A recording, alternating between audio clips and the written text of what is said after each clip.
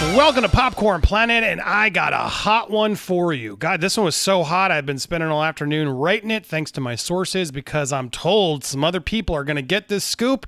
And we like to break it to you first here on Popcorn Planet and FandomWire.com. Thanks to Riley over there. Go support FandomWire.com. Fandom Wire News on Facebook because I do all my written stuff with them. We work together to make sure we give you the best scoops in town.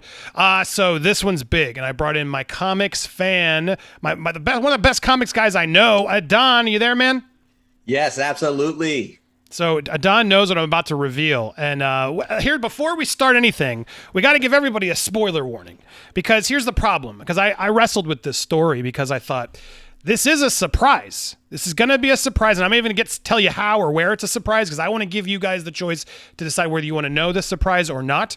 But there's definitely a surprise here, wouldn't you say, Don? That we're about to reveal. There's a surprise here that we're going to reveal that has bigger implications to things. That said, I got to admit, I'm still excited even though I know the surprise. What about you, Adon? Oh, yeah. No, I'm hyped. So the spoiler for me was like, all right, you know what? I'm going to do it. I'm going to say it. We're going to reveal this. We're going to talk about it. There has been some speculation already regarding this, but we can confirm specifically. And then what that means is what I want to talk about with you. But before I do any of that, I want to give you guys I'm doing it one more time. Spoiler warning. If you don't want to know what's happening in the Marvel Cinematic Universe, X-Men potentially, cameos, etc. If you'd rather go in and be like, you know what? I don't want to know. Check out now. I totally respect your choice. I want to make sure you guys get this. But Adon, the struggle we have as scoopsters and reporters is the trades are just going to tell you anyway. Like even if whether I tell you first or not, You're going to hear it. And so it's frustrating, but I got to play the game. I got mouths to feed. I got to keep trying to break you the scoops when I get it so I can earn back that name and my sources. Thanks to my sources who are trusting us and Fandom Wire to give them to you. But I got to, when I can break it first, I got to break it first. So Adon, shall we get into this? Let's do it. All right. Let's do it, man. I'm nervous. Are the Marvel people watching? What is he going to spoil this time? Oh, no, there's definitely Marvel people in here watching. I guarantee. I apologize. Look, and I apologize that we ruin these surprises, but at the same time, it's the world we live in with these comic book movies. And I got to say, knowing the surprise, I want to have this conversation with you guys. All right, so guys, you can get involved in the conversation. Thanks for supporting. We had a member who just signed up. I want to thank them first because you guys keep this channel going. So thank you, Opinions and Beer Network, for becoming a Popcorn Planeteer, a producer level. That's a high level. I appreciate you. When you guys hit that join button and you subscribe and support this channel, if you donate via Cash App, Streamlabs, you keep this channel going. We are unafraid to give you this news, to tell you the truth. So please support when you can. If you guys super chat or Streamlabs through the pinned comment in the live chat, I will get your comments on air as we're talking this. We're going to keep this one short. It's not going to be too long today of the live stream. So let's get to it. All right, guys, this is going to happen in WandaVision. So I'm going to give you one more spoiler warning. I didn't even want to tell you what was happening in WandaVision. First, we weeded out the people who didn't want to know the spoiler warning. Now I'm warning you, this is a spoiler warning to WandaVision. In fact, this spoiler warning will prompt a conversation about the comics and likely what might happen on the show. So if you don't want to know what's going on in WandaVision, if you'd like to have some surprises in WandaVision, again, I hate to tell so many people to tune out, Adon, but I think it's fair to give everyone the choice. This is a WandaVision spoiler. Giving them a few seconds to make sure you guys are known and worry. Don, yes. Do you think this spoils WandaVision? For me, no. I'm excited for it. Well, because you've read the comics. I've read the comics and whatnot, but I like what they're doing with the concepts. I can easily see 3 different storylines tied into WandaVision just based on the 2 episodes and the spoiler you're giving me. So... All right. Yeah. So Don says, "Is it?" I guess the question is it worth the spoiler? If you want to be hyped for WandaVision and you weren't as hyped before, I would say sure, go ahead, get that spoiler and have something to look forward to. I was hyped from the first 2 episodes. All right, so mods, just keep putting spoiler alert in the chats just once in a while so people who are coming in live know I've given plenty of warnings. It's not my fault if you came in late. All right, we're going to break this down. WandaVision spoiler is coming. Guys, there will be an appearance in WandaVision by Quicksilver. I can confirm that Quicksilver will be in WandaVision, but wait. Not this guy. This guy's dead, Adon. This guy's not in it. This guy's not going to be in WandaVision. No, this Quicksilver is coming to WandaVision. Whoa, Yes. whoa, what? Evan Peters Quicksilver will make an appearance and be in WandaVision. Dude, think about that for a second. What the hell that means. We got to process this. We got to talk about it. So I got to give props out to the Murphy's Multiverse. Now, Murphy has called this. A lot of people may have actually already known this, but Evan Peters was going to play a mystery role in WandaVision. This was 8 months ago. I've come to respect and know Charlie. They're good over there. They get some good scoops. Giving them props where it's due. They did call that Peters was going to be in WandaVision. So if you don't trust me yet, know that they already called this months ago that it was happening. And so no one's confirmed what the role is, though. They speculate it could be Quicksilver, but they also go off and say, well, this also could be Nicholas Scratch or Mephisto. There's a lot of sort of things that they could do. So I want to give them props because they did put it out there first. And so I always, if somebody out there alerts me, because I can't read all the news, I like to try and do that. But what they have not confirmed in this article, and I haven't seen them confirm it anywhere else or anybody else confirming it, Don, this Quicksilver will appear in WandaVision. So, all right, now that's the big scoop. That's the big reveal. And what that means, obviously, that has, Don, so many implications because that's a Fox X-Men. It's the first X-Men that would break the world, right? The multiverse apart and make an appearance and cross over into the MCU we know. So what do you think about that? I mean, I'm not crazy in saying that this is now the X-Men debuting in the MCU. What are your thoughts, Don? Oh, no. The moment you told me, my mind was racing because I always I felt bad for Scarlet Witch in the MCU because I'm like, they nerf her so much, and she is a multiversal threat. She is something that affects all the universes, and that's why she's so awesome. And even Vision hints at that in Infinity War when he says, "You don't realize how powerful you really are. Like I can't really analyze how powerful you are." So this will be a great example of what she can do, and the fact that they switched the order of Multiversal Madness to this will bring open so many gates, open so many doors, and if they're just inching the X-Men in, I will love that even more. I want my X-Men to come in waves. So there's so much they could do with this. It's so great. Yeah, so because again, now we're going to warn you. We're going to get into because now we're going to talk about WandaVision and what this means for that, what this could mean for the future of the character. I don't know the answers, so we're speculating as fans, but Don knows the comics and he's educating me a bit. So we're now going to do some WandaVision speculation on what this means for the future of the MCU, what other things we could expect. So again, head on out now that you know what's happening if you want to sort of not know the surprises possibly in store. The only thing I know, as we're talking spoilers, the only thing I've heard through a rumor is that these children that you're going to see, the children are in the promos. I'm not ruining that. It seems to me the loss of those children is going to happen. That's a beat that happens in the comics. Yes, Adon? Oh, absolutely. 100%. The loss of Wanda's babies is going to most likely, again, now I'm speculating, prompt the crack in the multiverse that makes her go nuclear. Is that a safe guess to assume that that's where we're heading in this show, Adon? The way they're doing the show, I can see that happening. There's different things that could play out, but I can absolutely see that happening. Now, is that what you want to happen? Is that like a good thing? Is that because can you educate us about? Because I don't want to keep just spoiling the whole show and how it's going to happen or what's happening. Let's not ruin the show, but it seems the only reason I'm revealing sort of what I think that's going to happen as we speculate is, okay, we know the multiverse of madness is happening. It seems like Wanda's going to be a villain in that world. What else is going to sort of trigger that? I'm actually okay knowing. Okay, I feel like I'm getting more excited on WandaVision because it starts very slow and you're sort of like, well, where's this going? If we know you're about to watch the reckoning of Scarlet Witch turn into the villain and sort of the threat of all of the multiverses, I'm still excited, and I'm more excited to watch that show, to be perfectly honest, aren't you? Yes, 100%.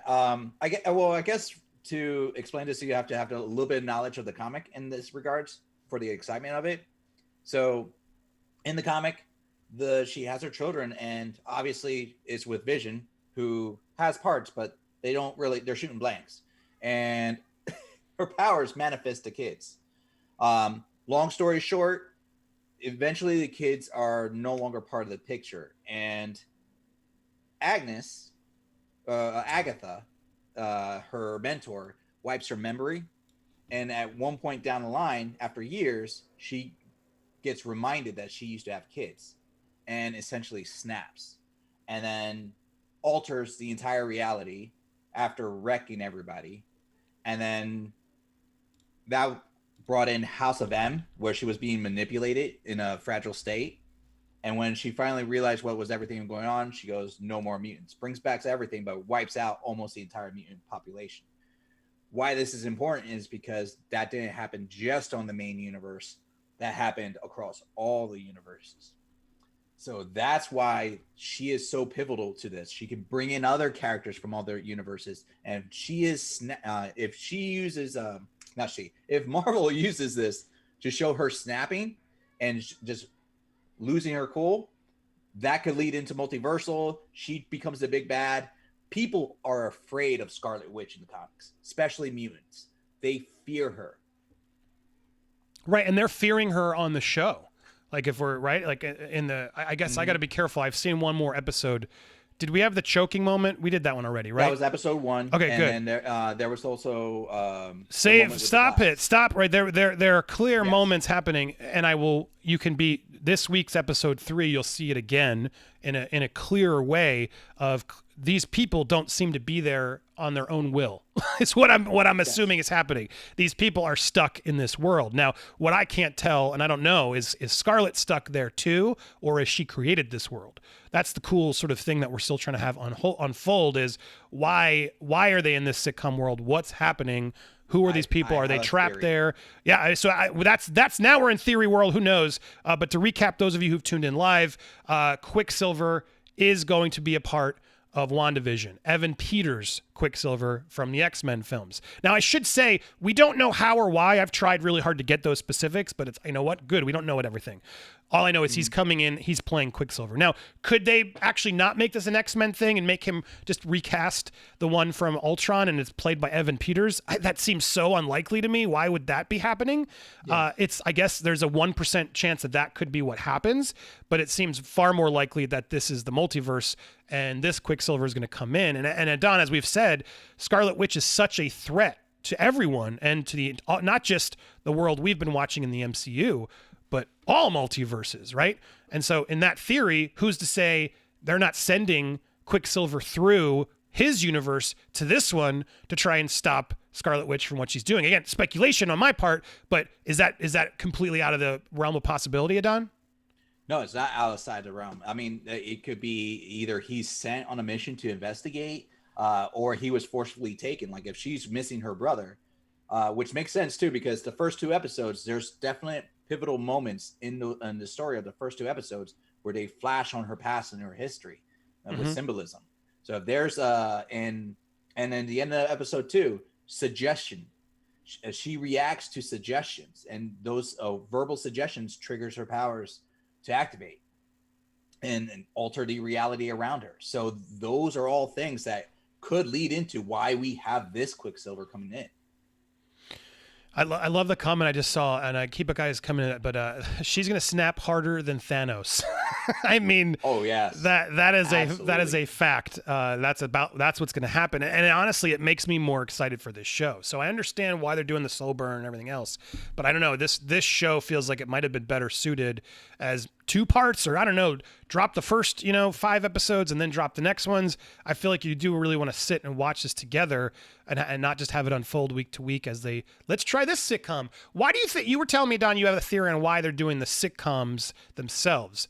Why do you think WandaVision, I mean, we know Kevin Feige's a big lover of old sitcoms, etc., but why do you think they're doing that genre for this show?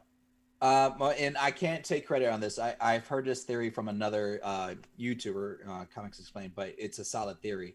It's Phoenix Resurrection was a storyline in the comics. It wasn't too long ago, basically, where Jean Grey comes back.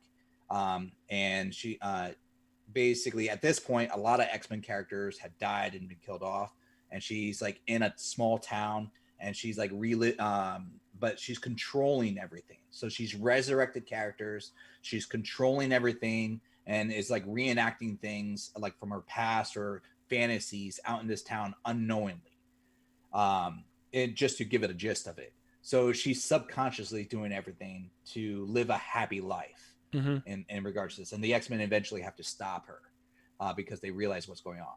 So you're just substituting one for the other in this case. Scarlet Witch is that kind of a character that could alter reality. And she's done it many a times in the comics. And just putting it in a small town is feasible. And I think the reason why this is also viable is the beekeeper in episode 2, because the beekeeper that comes out from the sewer, that's very on par with the outfit for AIM. And that's what they do. They like to manipulate people. They are scientists, and there's been storylines where they try to brainwash characters or store them and use simulated realities. And if they're doing that to Scarlet, they may not have a grasp of how her power can manipulate actual reality. And that it could be a side effect. So this is the AIM. I didn't even realize that AIM, the advanced idea mechanics makes sense of that's sort of what they're trying to throw in there. And which you got AIM in Iron Man 3. No, Iron and they Man call 3. them beekeepers. Interesting, yeah. Our Deadpool's called them the beekeepers. I don't trust them either. Interesting. No, they've worked for Hydra. They've worked for Shield. They'll be hired for the highest paying group, but they're basically scientists without morals.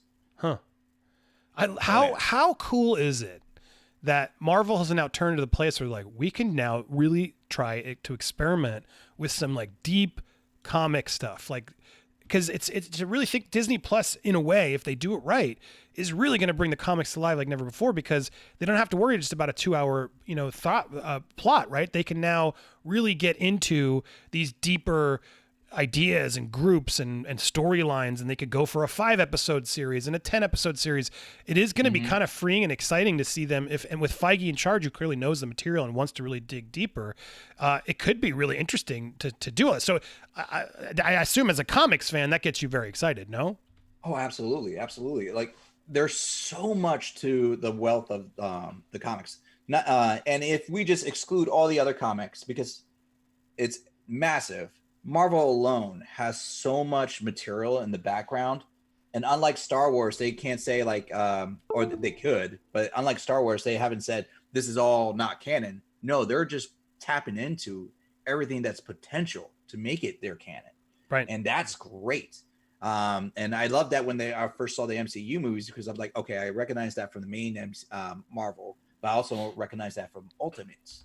And then I recognize that from other things. I just want to echo, the comments are like correcting us. We know it's sword. The Beekeeper had a sword logo, and there's that sword logo that you see in the show. Yeah, no, I saw the sword We know logo. it's sword. I think you were just saying the theme of AIM could now be planting its seeds through, there's ways to sort of mix what AIM is with other things to sort of to combine efforts is what you're pitching. And for the people in the comments, you should know AIM does work for other groups too.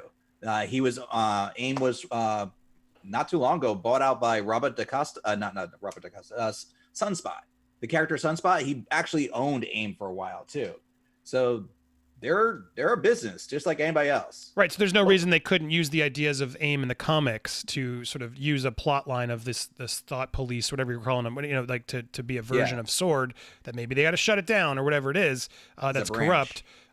Clearly it's a homage to that. But thank you, Joe Tech, for correcting. I saw it was the sword logo at the end, and you see more sword logos throughout. Episode 3, I think, will open up even more eyes, but still doesn't really answer the questions that we're going to have. So with this reveal, and again, I don't know what episode, I don't know how big or how long. I wish I could, but at the same time, I'm kind of glad we still have some surprises left. How quickly do you feel like you need the sitcom world to crack and us to really understand that she's either trapped or forcing them? Like from a viewer in a comics, like when do you think they'll tell us that out of the 9 episodes? 3 in and they don't tell us yet. Do you think they need to tell us by 4 or 5, or do you think they're going to wait all the way till 8 or 9? Well, I feel like 4 or 5 would be safe, but I think that's where I saw it cracking on episode 2. Episode 2, when they get to the end and it starts shifting, to me that was a crack. And then when it's a full break, I want to say let the last 3 episodes be a full break, where everything is just like think of Mandalorian. The last first season, last few episodes, everything just hits the wall, and then we're just there. We're like, oh my god, we got to see all of this. I'm okay with that.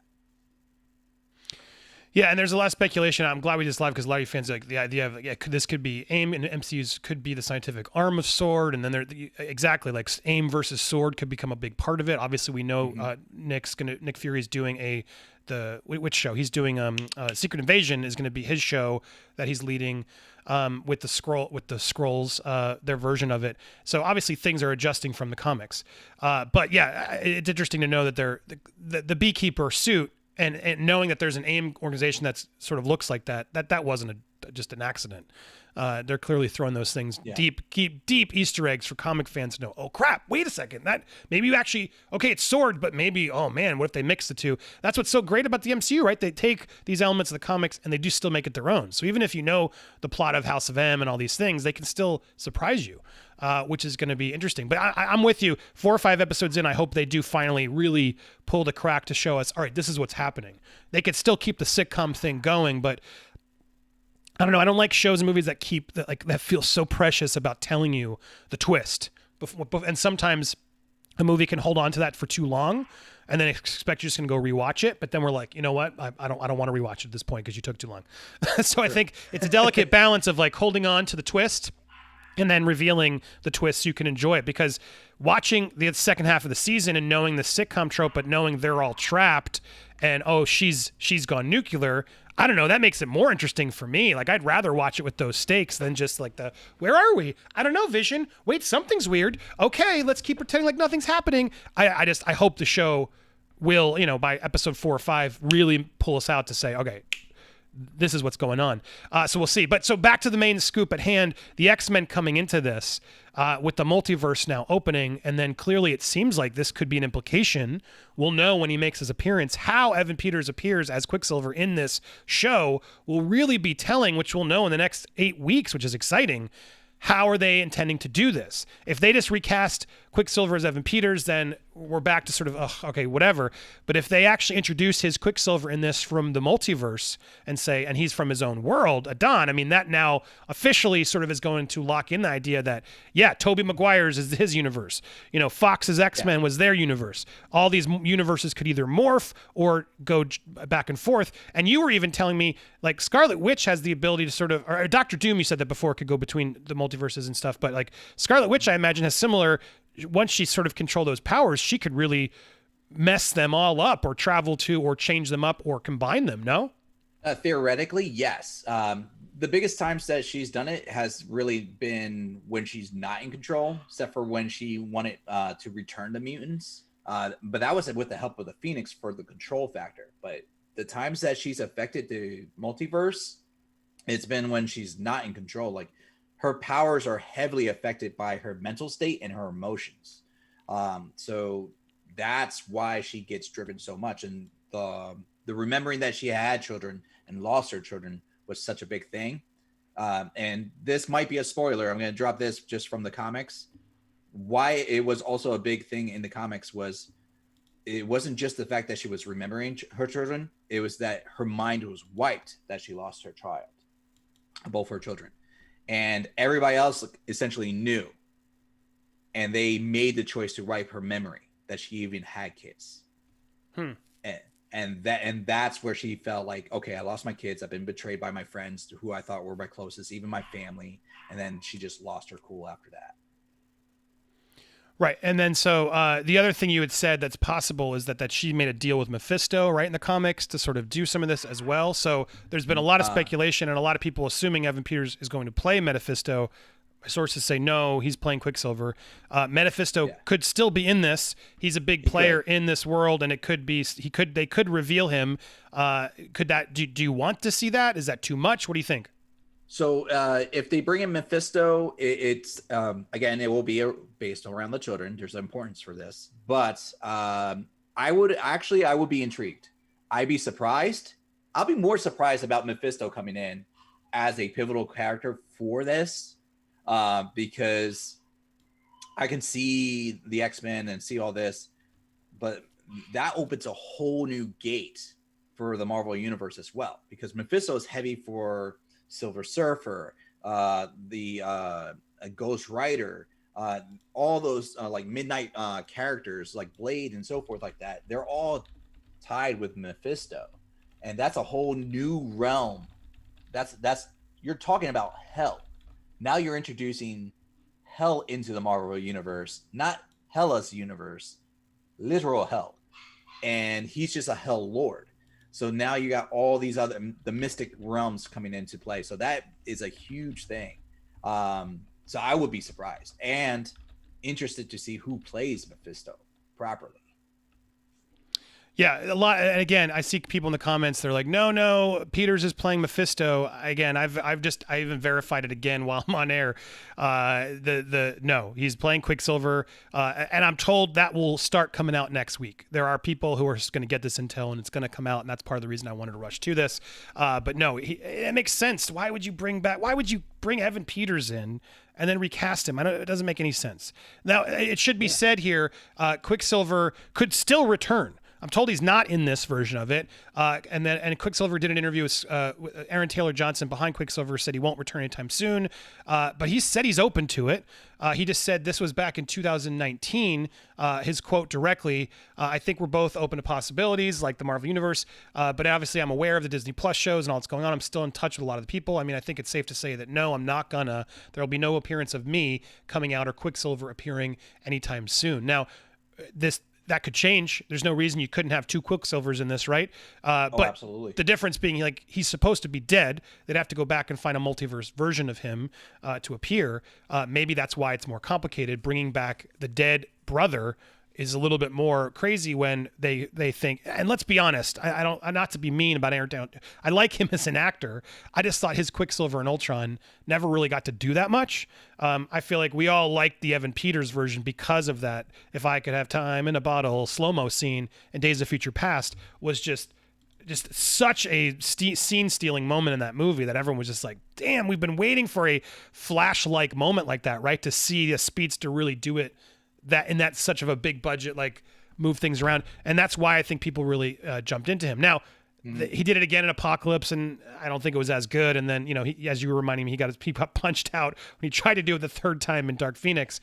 But getting that idea and borrowing that style for this version of Quicksilver in the MCU, I've always been saying, can we please replace them? And I don't say that to disrespect Aaron Taylor Johnson. I just think Whedon's Ultron was never one of my favorites, and I don't think they gave him that much to do. He never got a chance to really grow. He died. We got to let some characters die, or there's no stakes in this world. So great, bring in Evan Peters when we liked him. We can still respect the brother and move on. Do you feel that same way, or do you disagree with me? No, I agree with you. Actually, I agree with you wholeheartedly in this. And the other thing I was thinking of, they still want to have some threat of death. And we've had this discussion, like, how do you keep people dead in the Marvel universe now that we can bring in a multiverse? Like, in essence, if you're going to keep them dead, you don't want to talk about resurrection just yet. So multiverse might be a way to bring in the actor portraying the character in a different light, in a different persona. But if you're going to just start resurrecting, then who's to say, like, Scarlet can't go and resurrect Tony or, the other characters? So yep. This is a good way to kind of still bring in characters, but still keep people dead if they want it. Yeah, I'm sorry that the chats are going by quick, but I saw some. I mean, come on. He reminded me that Quicksilver tripped on a rock. Oh, this is true. Yeah. And Ultron, look, and someone else said the accent was too heavy, and it was smart that Olsen brought that down because it was too much. But anyway, no. Again, I like Aaron Taylor Johnson as an actor.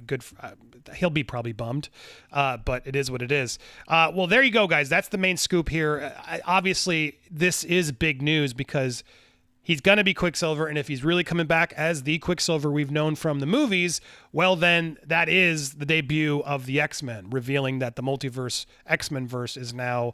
There's a door open to combine them. So that's a hugely massive thing. So that's going to have huge ramifications for the future. And if I kind of love, I'll be honest, I kind of love that they're going to just do it sort of like as a surprise, a little nonchalantly like that.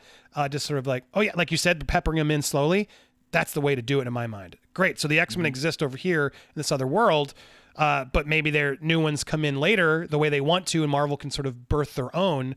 But, oh, by the way, the old X-Men are there. So they can come in through a portal at some point to do a big future movie fight or whatever if they really needed them to. I think that's a great way to handle it. They can now control and do it the way they want. Do you have any final X-Men requests since Marvel may be watching? Like bring in actors and whatnot? Or just how to bring them back. Well, okay, I like your idea with the portal because I always thought like they could bring in like magic from like the New Mutants. Because she has control over the realm of Limbo. That could be tied in with Mephisto. All right, I digress. Anyways. He just had a nerd. He's like, oh, wow. Nerdgasm.